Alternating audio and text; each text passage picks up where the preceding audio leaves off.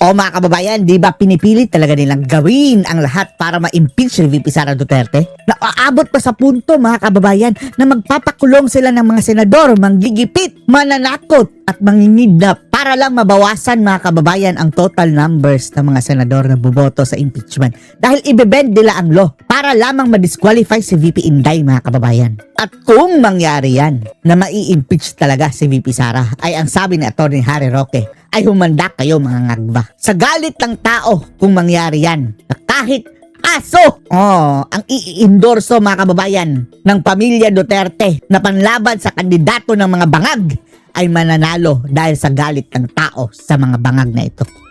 Tandaan nyo, kahit sinong kandidato na i-endorso ng mga Duterte, mananalo laban sa kandidato ng mga bangag. Kung mayroong eleksyon sa 2028, kung hindi magti-term extension at magiging diktador 2.0, itong bangag na ito. Panoorin niyo po Ako, ang basa ko dyan, kung talagang ikukumbik nila si Sara at hindi patatakbuhin sa 2028, Kung talagang ikukumbik nila, na i-endorso ng Duterte, mananalo bilang presidente sa galit na ng taong bayan.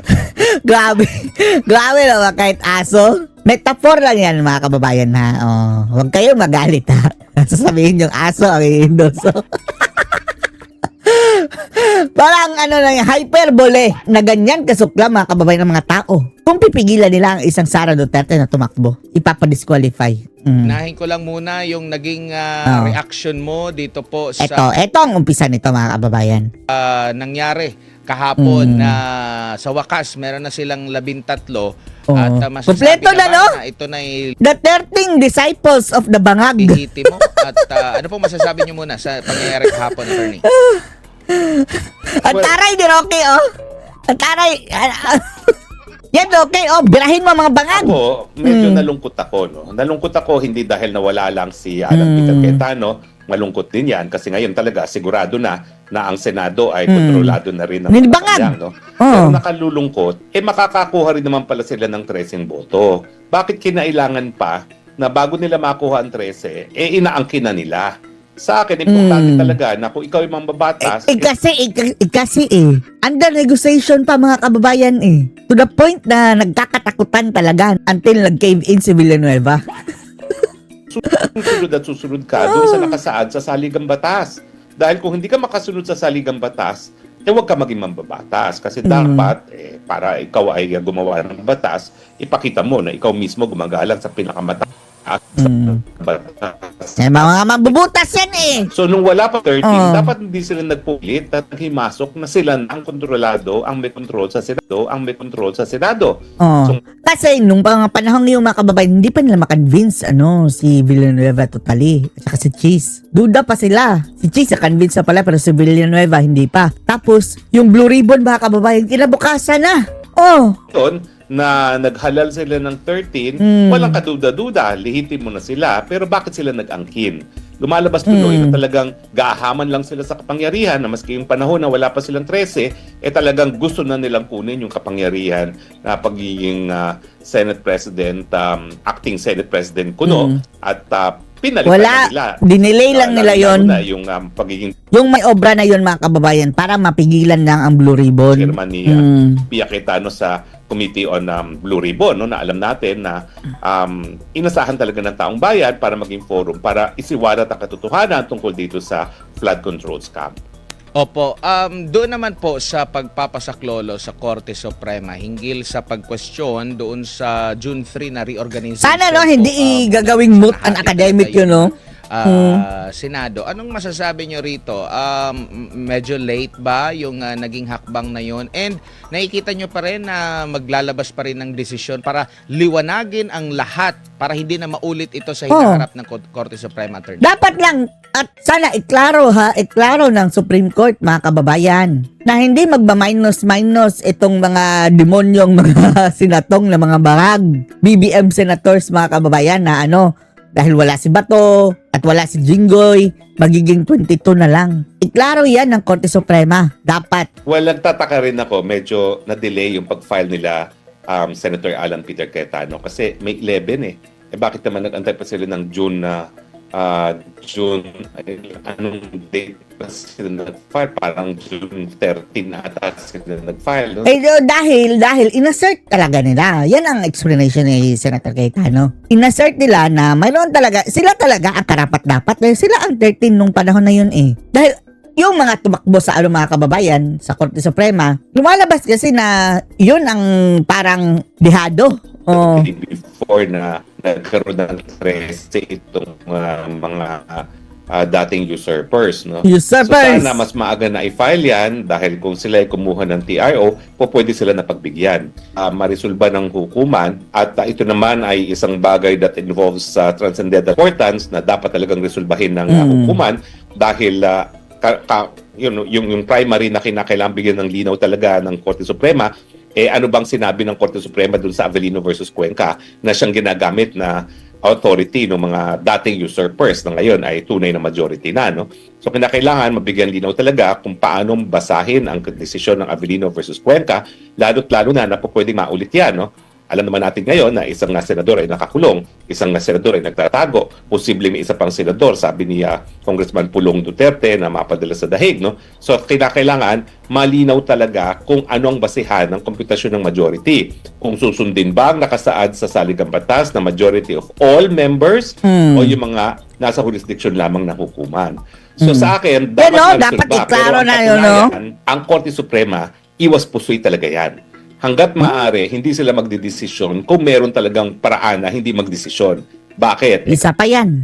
Yung kaso ni Tatay Digong, wala na. Nilumutan ng mga kababayan, hindi pa gumalaw ang Korte Suprema. Tapos si Bato, hindi binigyan ng TRO dahil mayroon pa daw pending na case mga kababayan, main case, tapos tinulugan na naman. Gaantay pa sila na makidnap si Bato. Kasi nga, ginagalang nila ang mga desisyon ng mga tao na may halal ng taong bayan. Sila kasi, hindi sila halal, wala silang mandato. So yan yung tinatawag nila na talagang nag-exercise sila ng judicial prudence, no, na wag makimasok kung hindi kinakailangan makimasok. Pero sa ngayon, ang tingin ko nila talaga, honest to goodness, kinakailangan nilang desisyonan yan. Dahil otherwise, paulit-ulit tayong babalik sa Avellino versus Cuenca na wala namang guidance kung tama ba o mali ang interpretasyon yung dating mga usurpers na ngayon ay usurpers.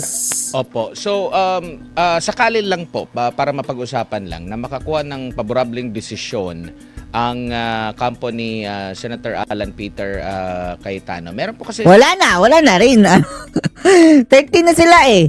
Pero, yung mga panahong iyon mga kababayan, pwedeng makasuhan ng ethics mga kababayan. Itong mga buwisit na mga senatong na to, lalong-lalo na si Gatchalian na nag-utos-utos na mga kababayan na as if siya ang Senate President. Silang changes na ginawa during sa reorganization po, no?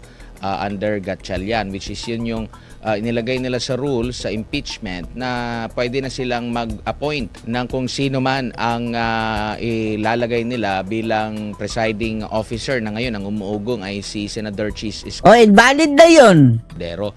So if ever man na makakuha sila ng dapat ulitin nila yun dahil nung ginawa nila yung time na yun na gumawa sila ng rules sa ganyan, hindi pa legit ang mga buang mga kababayan. Mababaliwala yung kanilang inaprubahan na rules, attorney? Yes. So, syempre, kung magdedesisyon ng korte, hindi mababago yung katotohanan na si Sherwin Gatchalian na talaga ang Senate President, no? At yung mga na talaga ngayon mga committee chairpersons, sila na rin talaga ang chairpersons, no? Kaya nga sinasabi ko, makakakuha rin naman pala sila ng boto, ba't di pa nila inantay? Pero kung magdedesisyon at ito ay magiging pabor doon sa petition ni Senator Cayetano, mababaliwala lahat ng gawain nung senador ng Senado nung walang quorum. Kasi ang quorum naman talaga sa aking palagay ay 13, no? Majority of all members.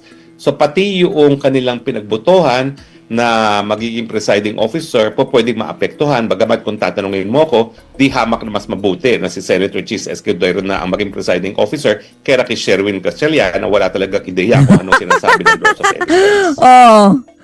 Pero what if dahil baka duda sila kay Kilay, what if si Matsing ang kanilang inilalagay na disgrasya? Abogado kasi daw si Matsing eh. Opo. Ikaw ba anong masasabi mo na possible si Escudero yung mag-preside? Ano ang nakikita mo dito na pros and cons? Well, sa akin, mas gusto ko na si Escudero kaysa kay Sherwin Gatchalian. Kasi si Sherwin Gatchalian, magiging Risa hindi yan partner alam. yan. Oh, Meron hindi yan niyang- alam. Meron niyang nasa ear niya, nasa tenga niya, Aroy. Oh, mga taga-bulong. flags, at ang magdidesisyon ay mga staff na wala namang mandato ng taong bayan dahil hindi nga niya alam kung paano mag-rule kapag merong objection na ginawa isang abogado, no? Alam mo, ang evidence hindi lang pinag-aaralan. Yan talaga ay dapat magkaroon ka ng karanasan, no? Na mahabang karanasan para talaga paintindihan mo kung bakit napakabuti ng rules of evidence at talagang hindi lulusot ang kasinungalingan under the rules of evidence. Pero dapat talaga karanasan bukod pa doon sa pinag-aralan ng rules of evidence. So sa akin, di hamak, mas mabuti na si Cheese Escudero kaysa kay Sherwin Gatchalian. Opo, dito naman po tayo sa mga umuugong or Umuugong? lutang nila na Lutang? posibleng ibaba yung threshold sa O yan, mga kababayan, dapat aksyonan din ng Korte Suprema yan. pagiging guilty, yung bilang ng mga boto para maging guilty ang isang makonvict ang isang opisyal na ini-impeach, attorney? Well, may track record na kasi itong BBM Senate. Oo, na babangag. talagang babaguhin Bendalo. nila ang nakasaad sa saligang batas para pumabor sa nila. At dahil sigurado naman ako itong BBM Senate ay nais BBM sa Senate. posisyon si BP Sara para mapatawag rin ng parusa ng permanent. Sige, okay lang yan mga kababayan. Sige, unconstitutional yan. Oh, magiging unconstitutional yan sila, ang impeachment. Pabor yan kay BP Inday. Qualification from public office, gagawin nilang lahat ng mga pamamaraan. Kaya nga, ngayon pa lang, nagsasalita na yung mga nasa mababang kapulungan na hindi dapat makaboto yung mga suspendido, no? At hindi ako magtataka kung kasama na rin dun sa magiging decision nila, tanggalin sa base ng Dahil ang next sila na move, ipa-ICC nila si Bongo. And then, si Marcoleta, mga kababayan, kulong din. Oh, without bail ha? Plunder. Oh, yan ang mga plano ng mga bangag senators na under kay bangag 13 job loss, mga kababayan. imputation ng 2/3 para matanggal si BP Sara, tatanggalin yung mga gaya ni Bato de la Rosa, Jinggoy Estrada, at kung ipapahuli nga sa ICC si Bongo, pati na si Bongo. At nandyan pa rin yung possibility na ipakulungan nila si Senator Marcoleta. Bagamat sa tingin ko ngayon, hindi na nga mapapakulong itong si Escudero at saka si Villanueva dahil kasapi na sila ng Malacanang Senate. Ang bagong update ngayon, sinuspinde ng Sandigan Bayan itong si Senador Jinggoy Estrada. But still, senador pa rin siya. Na naman itong rason nila na magkakaroon na naman ng pag-question kung ito ba'y naayon sa ating constitution, lalo na pag doon sa pag nag-decide na sila sa impeachment po na dito na lang yung gawin natin, suspend lahat, ikukulong, isuspend para lihitimo mawawala. Yan dapat aksyon na yan ng Korte Suprema dahil loophole yan, mga kababayan, kung sakali abusuhin yan nila ganyan lang pala di magsuspende tayo ng magsuspende, di ba? Po ba yung kanyang pagkasenador niyan, attorney, or ano bang nakikita niyo po dito? Sa tingin ko, hindi basihan yan. Kasi hindi naman makaka-apekto yan doon sa sinasabi ng saligang batas na you need 2/3 votes of all members of the Senate. Pero siguro ako, sasabihin nila na doon sa 2/3 na yan, ang dapat is mawawala yung mga gaya ni Jinggoy at ni Bato de la Rosa na nagtatago. So, iba yung sinasabi ng saligang batas, iba rin ang gagawin ng Marcos Senate. Kaya nga importante na mga bangag, no? Mga bangag talaga, no? Para ang Senado nga ay maging sunod-sunuran sa gusto ng Malacanang. Opo. And nakainis ito mga bangag na yung pangalan ni Senador Bongo, meron pong pahayag kahapon sa post ni Congressman Pulong Duterte na meron na raw warrant of arrest ayon sa kanyang source, and same tinanggi ng pambansang pulisya ata ito, which is ganyan din yung nangyari noong panahon ni Senador. Walang aamin. Hindi aamin ang mga bangag. Ngudas yan Sa attorney, ano masasabi nyo? At pati kita Tatay Digong. Hindi talaga nila pinakita ang warrant of arrest. No? Bangag talaga. Sila ulo. At ngayon talaga, ang problema dun sa sinasabing source ni Congressman Pulong, meron ng bagong rule ang ICC na talagang secret na ang service of warrants of arrest. Pero meron talaga mga tao dito sa Pilipinas na makakaalam. Yan kasi ay ipinadadala sa isa kasi ahensya na in turn magpapadala ng impormasyon tungkol sa warrant of arrest sa DOJ at saka sa DILG. Ang tawag dyan is central, ewan ko ba, basta may central office yan na pinapapadala ng DOJ. So kung ang impormasyon ay ni Kong Pulong ay nanggaling dun sa mga tao ng central office na yan na nag-handle ng transmittal ng mga warrants of arrest for ICC, may katotohanan yan. Pero para makumpirma yan ng hukuman, hindi gagawin yan ng ICC kasi nga secret ang service of warrants of arrest. Opo, parang same sa ginawa nila kay Senador Bato. Ang problema dito, pending pa sa Korte Suprema kung lehitimo ba, pwede bang arrestin? Kung Kasi ano, meron pa rin yan mga kababayan. hindi sila Alam naglabas natin. ng, TRO, sabi pa nila na hindi naman ito yung Alam natin na may kamay ang mga bangag dyan. Which is hanggang ngayon, medyo marami pong trabaho ngayon ang Korte. Yung pagka-pending na yan, yung sa habeas corpus sa Tatay Digong at saka yung sa kaso ni Bato, alam natin may kamay ang mga penguin dyan. Umabot yan hanggang dun. Suprema attorney, meron pa silang inaatupag doon sa kinikwestiyon na budget from 2024 to 2026, yung issue kay dating Pangulong Duterte, sa impeachment ni Vice President Sara Duterte, at ito pang sa Senado, at ngayon ang kay Bato, Senador Bato, at possible yung dito naman kay Senador Bongo, attorney. Kasi yung kaso naman ni Tatay Digong, nakasama niya si Bato, kasama rin dyan yung petition natin na petition talaga for certiorari and habeas corpus na sa tingin ko dahilan kung bakit buhay pa yan kasi kabilang yung nagsampa ng certiorari with habeas corpus kasi nga inaresto na si Tatay Digong, ang tamang remedyo talaga habeas corpus. Pero dahil na-consolidate yung apat na petition, lahat po yan ay nakabinbin pa sa Korte Suprema.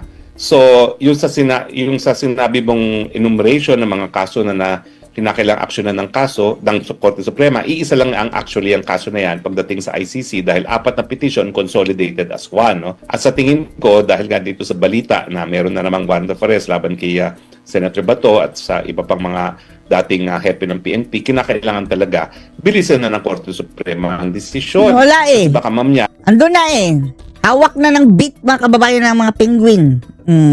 mamut na naman ang kanyang desisyon kapag napadala na sa dahig itong si Senator Bongo. Opo. Dito naman po sa paglantad ng Brave 18 plus apat pa na mga Marines, no? Dahil parang hindi nga nasunod yung hearing sana ng Blue Ribbon under Cayetano Marcoleta led, no, na Blue Ribbon. Ano po masasabi niyo po dito? Tingin nyo mapapatawag pa rin sila ng bagong Ay, hindi na. Blue Ribbon? Si Matsing na lang. At ni Pangilinan po, attorney? Dapat mag-inhibit na sa Tulfo dahil na maleta yan Sigurado ako ipapatawag sila muli. Hindi para pero pang i-contempt sila mga kababayan. makuha ang katotohanan, kundi para pasinungalingan ang mga sinasabi ng Brave 18 plus 4. Kargador nga tawag, di ba, na tulpok, di ba? Kargador na. Ang importante naman sa akin, nakapagsalita itong Brave 18 plus 4. Dahil yan naman ang gusto nilang gawin ng Marcos sa Senado, no, na talagang patahimikin sila at supilin ng katotohanan. Hindi sila nagtagumpay kasi narinig natin, at sa akin ang pinaka-importanting narinig ko dyan ay yung isang dating sundalo na nagsabi na siya mismo nag-deliver ng pera sa pamamahay mismo ng Presidente Marcos at ito ay tinanggap ng anak. Sayang, no? Si Zaldico sana, no? Kung nagtuloy-tuloy yung Blue Ribbon, si Zaldico, testigo Si yan. Congressman Marcos, no? So sa akin, malinaw na malinaw talaga na bagamat tinangkang supilin, malinaw na ang mastermind dito sa flood control scam ay walang iba kundi ang presidente. Niwi! Opo. Dito naman tayo, sir, sa issue naman po with BBM and Babangag. President Putin. Kasi inimbita niya. Hindi ko alam kung anong sagot ni Putin dito. Kung siya ba ay pupunta dito sa So nga, Philippines. sa bangag, no? Inimbita niya sa East ASEAN Summit, no, sa November, ang Pangulo ng Russia. At alam natin na itong si Russian President Putin ay wanted din ng ICC. Sige, pahuli mo bangag! Obligado rin ba siya kung susundin niya yung ginawa kay FPRRD, kay Senador Bato na pag-implement ng arrest warrant? Parang ano bang nabasa niyo po rito, attorney? Well, ako malinaw nang tayo'y bumitiw, wala na tayong obligasyon makipagtulungan sa ICC. Kaya nga ang sinasabi natin, yung pangingidnap ay hindi dahil yan ay tayo nakipagtulungan sa ICC, kundi yan ay dahil nadesisyonan ni Marcos Jr. na talagang alisin si Tatay Digong bilang tinik sa kanilang kagustuhan na manatili sa kapangyarihan forever. Kaya kung ako si Putin, hindi ako magtitiwala dyan kay Marcos Jr. No? Dahil sigurado ako kapag nagpunta rito si Putin, gagawa niya ng paraan para mapadala rin yan sa dahig, no? Dahil alam mo naman itong si Marcos Jr. nagpapapogi doon sa kahit Ay, sino nako.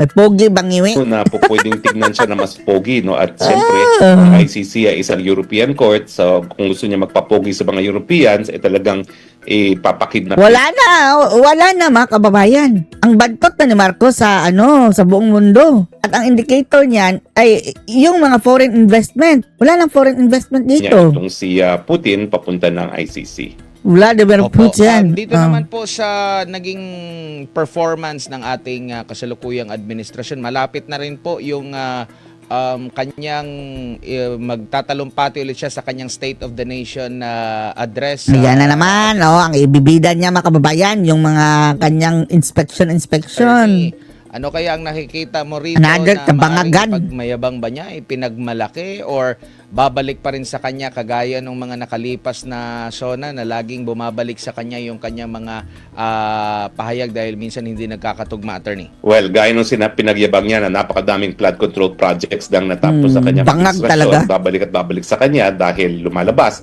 na yung napakadaming proyekto palang pinagyabang niya sa State of the Nation address ay dahilan kung bakit saksakan, trilyones ng kaba ng bayad ang ninakaw ng mga politiko. No? Sa tingin ko, habang gutom ang taong bayan, habang walang tigil ang pagtaas ng presyo ng bilihin, habang mababa ang sweldo at kulang ang mga trabaho, walang kahit anong achievement ang mapagyayabang itong Marcos administration, kahit ilang pang soda ang gawin niya. Opo, napag-uusapan din pala itong sa impeachment, attorney. If ever ma-impeach ang pangalawang Pangulo Sara Duterte, makakahanap din ba sila ng magiging pambato sa side ng mga Marcoses? Ano magiging senaryo po niyan? Babalik ta rin lang din ba siya ng kanyang mga naging kaalyado niya ngayon? And do you think ang magiging tugon ng taong bayan dito baka i-support na naman nila sa iba pang Duterte at yun yung uudyokin? Ano ang senaryo na nakikita mo, attorney? Ako, ang basa ko dyan, kung talagang ikukumbik nila si Sara at hindi pa tatakbuhin sa 2028, kahit aso na i-endorso ng Duterte mananalo bilang presidente sa galit na ng taong bayan. With Ma'am aso. Lorraine, gusto natin itong ipakita sa Samantala dito tayo mga kababayan sa magandang usapan ni Doc Badoy at Ka Eric. Ma'am Lorraine, gusto natin itong ipakita sa taong bayan kung gaano kasama ang intensyon dito ni Marcos. Kasi kaninang hapon, Attorney Bato, kuhanan ka namin ng reaction kayo ni Ma'am Lorraine. Nagbanta si Ping Lacson. Sabi niya, bantayan natin ang pwedeng panggugulo na gagawin ng grupo ni Alan Peter Cayetano. Huwag nating silang maliitin. They are capable to do yung panggugulo sa Senado. So, kailangan nating bantayan. And sa akin, ang tingin ko doon, pagbabanta yun na i-restrict o physically pwedeng i-restrain si Senator Alan Peter Cayetano na umakyat as the Senate President once the joint session will start at pwedeng siya iparesto sa mga personnel ng Senate Sergeant at Arms. So para hindi magkagulo, magdideklara ngayon sinasabi mong kanina, Atty. Bato, Ma'am Lorraine, ng pagbobotohan para ma-technical si Senator Alan Peter Cayetano dahil magkakagulo eh. So ayan huwag i-underestimate kasi capable ang taong yan na gumawa ng maski anong gulo. As if si Ping Lacson, ang utak niya police pa rin, yung police na diskartidor, the way he speaks here, Attorney Bato, Ma'am Lorraine, he doesn't care about the institution. He only cares about himself, describing Alan Peter Cayetano. Mas si Alan Peter Cayetano nga, Attorney Bato, Ma'am Lorraine, mga kababayan, ang tumayo para sa dignidad, integridad at kalayaan ng Senado, kung ikukumpara dito sa walang bayag na si Ping Lacson na tirador at operator na ngayon ni Marcos at special agent. Ma'am Lorraine, Attorney Bato. Yeah. You know what, Attorney Eric and Eric, at these times, these times are really call for extraordinary people to rise up, and Senator Peter Cayetano has done so magnificently, no? So parang for me, the people, the Marcos people, they're not reading the times right. And even the people who are silent, ito na yung time na dapat nagbibida kayo. Di ba, ba't nagbibida kayo? Tingnan mo si Alan Peter Cayetano. Grabe, mahal na mahal ng taong bayan. Yes. Na mo si Jinggoy, papatawarin siya ng mga taong bayan. Yes, Yung exactly. apelyido niya, di ba? So, Yes. ito yung panahon na nagbibida ka dapat, no? So, they are not reading the times right. Kasi nga, they don't study history. They're stupid. They're stupid people. I mean, I would use a different word if it would help, but that's the word. They're just really stupid people. They're just so power hungry. They're so greedy with money that they can't bring with them. I mean, it's just, I don't understand their values anyway. So parang for me, we are living in historical times, and if you read the times right, dude, you're going to be know your place, know your role, know who you are, and do it magnificently well, because it will be written in history. And this is different because we are living in digital times. It's recorded forever. Nobody can lie about it, except, of course, now we have this massive propaganda, but always there will be that group who will be speaking the truth, and they have a chance to know the truth, diba? So tama talaga na si Sherwin Gatchalian, ang Senate, whatever, ni-recognize siya ng isang Bongbong Marcos kasi talagang magka-level talaga sila. Katulad ng lahat ng mga nasa cabinet ni Bongbong at lahat ng mga in-appoint niya na little versions of himself, di ba? Mga magnanakaw, walang prinsipyo, walang integridad, mga magnanakaw, walang pagmamahal sa bayan. Talagang magkakapareho sila, yan sila matibag, lahat sila, magkakapareho sila. So, history will judge them very, very harshly. And because they don't study history, these idiots, no, they don't know that history repeats itself. That Yes. Bongbong will be ousted. For sure. He is enraging an entire country. Imagine something as blatant as this, to call a special session for matters that we already know are nothing. No, these are ordinary legislative issues. It's not extraordinary, and we also know that most likely hindi naman mapapasa yan, diba? So it's really a ruse. It's just an excuse to wrest power so that yung magnanakaw na ito, hindi siya malalaman na siya yung mastermind. Kaso alam na ng Pilipino, Bongbong Marcos, na ikaw ang mastermind, okay? Kahit na may mga operators ka dyan na sinasabi na si Martin Romualdez ang mastermind, bullshit yon. Ikaw ang mastermind dito. So he's doing all of this. It's quite amusing, honestly, to watch him, this desperate person, because he's doing everything. He's bending himself over backwards. Diba, kulang na lang kumain siya ng manok na buhay, or Yes. kumain ng bubog or whatever, para talagang pagtakpan yung investigation na yan ay hindi na mangyari. The most Yeah. hated, most vilified president, hands down, ever. I cannot even call him a president. This drug addict. Okay. That's him. Attorney Bato, your reaction doon sa naging pahayag Well, ni actually, Ping yes. Lacson na Yes po. nagbabanta kay Senator Alan Peter Cayetano, at nagkakaroon siya ng pang-psyops o psychological operations to condition a possibility of a physical restraint to be conducted or executed against Senator Alan Peter Cayetano and their group. Alam mo, first, I really do not know what happened to Ping Lacson. And I regarded him as a person na mayroong panindigan ba. Really? Yan, Really, before. Ikaw, Eric, did you ever? Si Eric, gusto kong tanungin, did you ever respect? Si Ping Lacson is a worst police fascist officer Attorney, I ever know.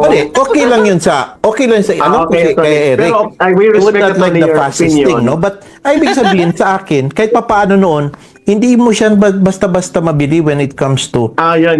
things, Oo. di ba? Hindi mo mabibili He was yan eh. able He to will really realize stand on his himself. own eh. Sabi niya, Pero nagtaka ako ngayon, talagang it's so blatant ang kanyang pag-protect, no?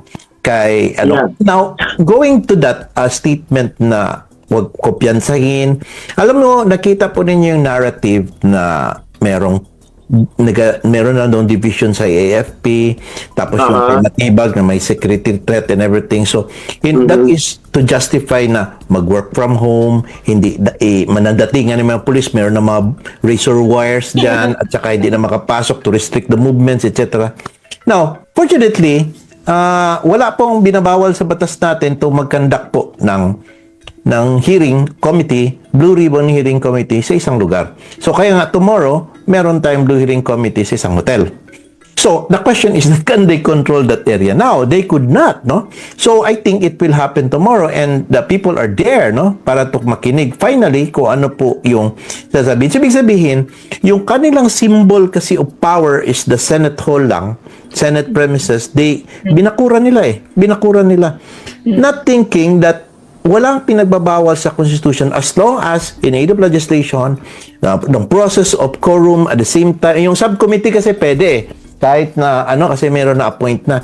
At the same time, yung respect lang yung mga resource person, merong tawag, merong notices, tuloy yan sa bukas, no?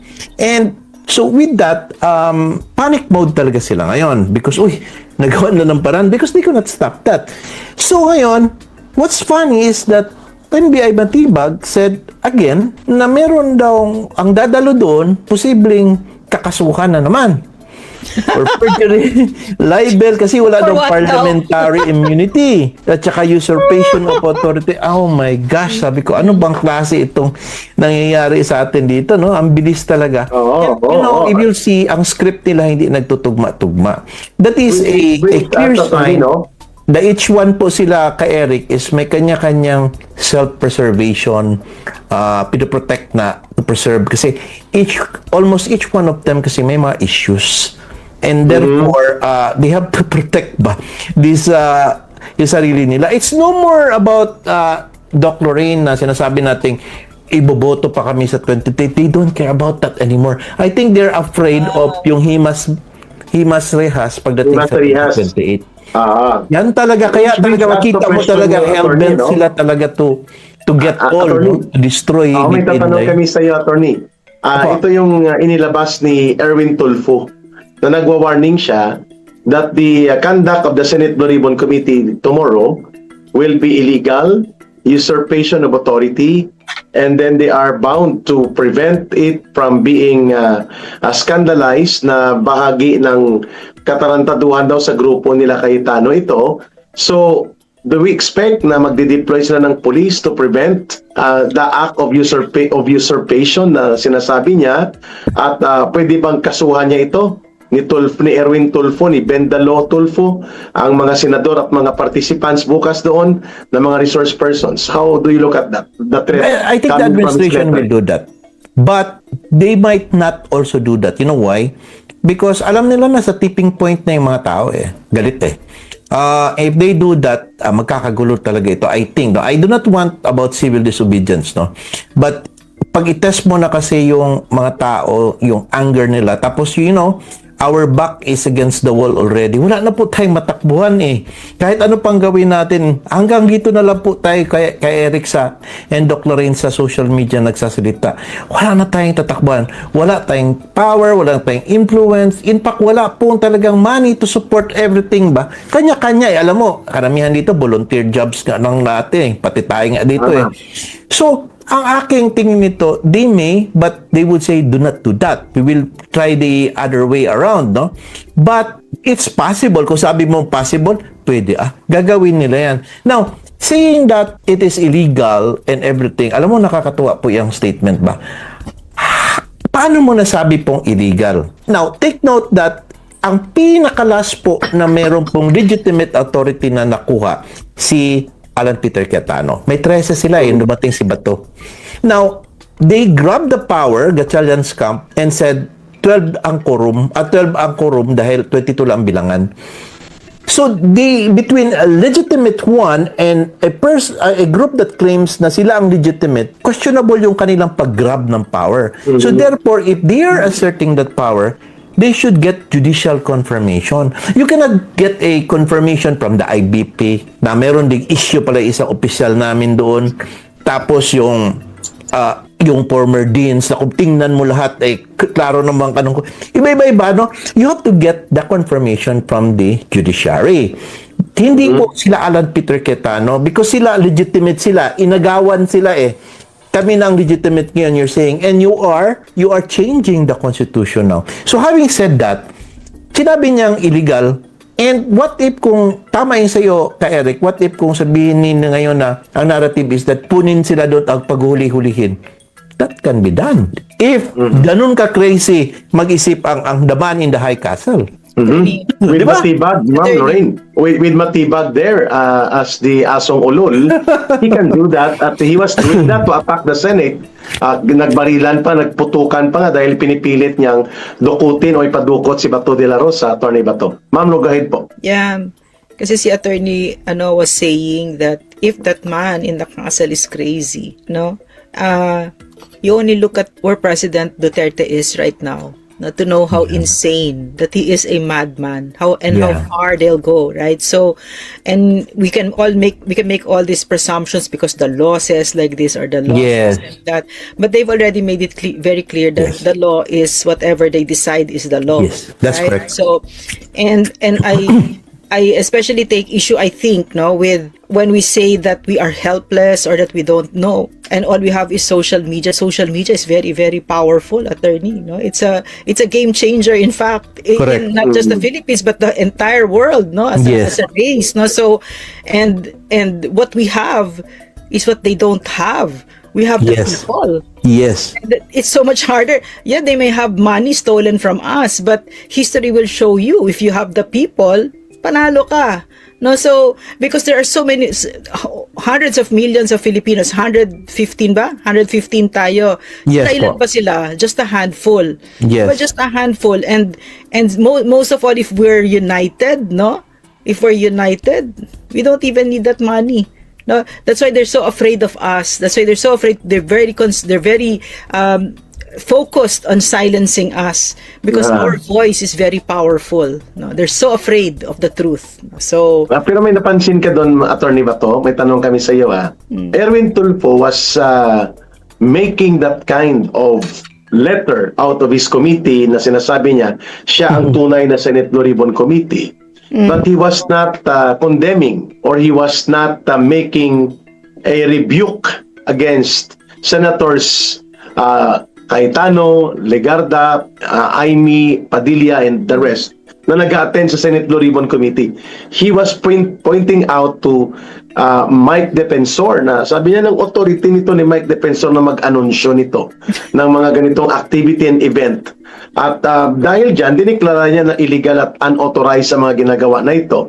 At tingin ko, may sinabi ka kanina na dahil siya mismo, si Tulfo, nag-alangan itong si Erwin Tulfo na mag-claim ng legitimacy sapagkat alam niya na hindi valid yung session nila ng June 3. Ma'am Lorraine, pero para palabasin niya na illegal attorney, ginamit niya si Mike Defensor na nangingialam di umano sa pagpupulong ng Senate Blue Ribbon Committee ng Senado, which is illegal para sa kanya at hindi authorized. Attorney Bato. Yeah, well, actually may notice talaga. Ang nagawa lang ng magandang blue na yan, si Mike Defensor calling all the parallel groups natin ng iba-iba, na mga grupo ng Camp ni Duterte. And maraming nag-heed nga pala ng the call, kasi nasa loob din ako ng mga parallel groups. Nakikita ko po, nagre-ready talaga sila for tomorrow. So, having said that, meron talagang notice. Alam mo, ito kasi binisto niya. Pero tomorrow dapat talaga, ang hearing talaga, doon mangyayari, Siguro just to prevent. Kasi gusto kasi ng grupo nila Cayetano is that makapagsalita na yung dapat magsalita. Marami kasing surprise witnesses tomorrow, para kasi hindi mapigilan, But nevertheless, ewan ko kung what will the government do now, considering na nalabas na po itong napalabas sa social media. And, well, as I said, if they will try to hamper or stop the hearing there, at magkakagulo po, as I said, yung kumukulo na po talaga tubig, kulang na lang mag-spill out. Siguro yung kanina, napansin ni Doc Lorraine sa akin kanina when I said, wala tayong ganong pera, we only have the social media. Maybe human as I am, I think yung ganing sense of hopelessness ba na nang iinis ka and you want immediate result but which we could not do because until such time that all the people will really react and move as one, Tomorrow po will be the reckoning point. Kasi tomorrow, they will really have a hearing, and akin lang, sana hindi nila i-disrupt. Kasi pag i-disrupt po nila yan, marami po kasing taga Mindanao ang dumating eh. Nasa Manila na ngayon. And they would like to hear and see this Blue Ribbon Committee hearing because they want to personally be part of the history ba para makita nila kung ano yung sasabihin, maganda ganun. So, I hope lang hindi na po ma-push to the limit sa mga tao kasi kung guluhin nila. Umalis na nga sa Senate premises para, sige, ayaw nyo nang may gulo man kaya dyan. Guguluhin man kaya ang Senate premises. O sige, hindi. Doon kami sa, ngayon, sa hotel. Ang sabi naman nila, hindi yan, usurpation of authority kasi hindi sila legitimate. Sabi ng Tulpo. And that is a prelude to warning that probably, as you said, yung kinakatakutan mo, mangyayari tomorrow to disrupt the proceedings. Baka i-stop ng government for unlawful assembly. Pwede nang gawin yan, ha? Sorry, mayroon na tayong attorney, ha? We have Ay, lahat received naman pwede information, nilang Ma'am Lorraine. gawin, sir. Kahit attorney? lahat naman pwede nilang gawin na kaso eh. Because they can do it. Sabi pa nila, what are we in power for? Yeah. Actually, we have received information right now, Attorney Bato, Ma'am Lorraine, that the PNP and the NBI are jointly monitoring the area, and they're coordinating with the hotel security and the area security to make sure na hindi maging rally area ang lugar na ito para bukas. And so meaning to say, there are already plans of preemptive deployment ng mga police, most likely, para dyan sa lugar at nang hindi magkaroon ng build-up of convergence of people. At isa nilang gagamitin dyan, that the illegal assembly using the Senate Blue Ribbon Committee, which is questionable, will be a ground to prevent the holding of the assembly para magkaroon ng mga testigo bukas. So anong pwedeng gawin dito ng Senate Blue Ribbon Committee ng mga senators na mga nandun bukas?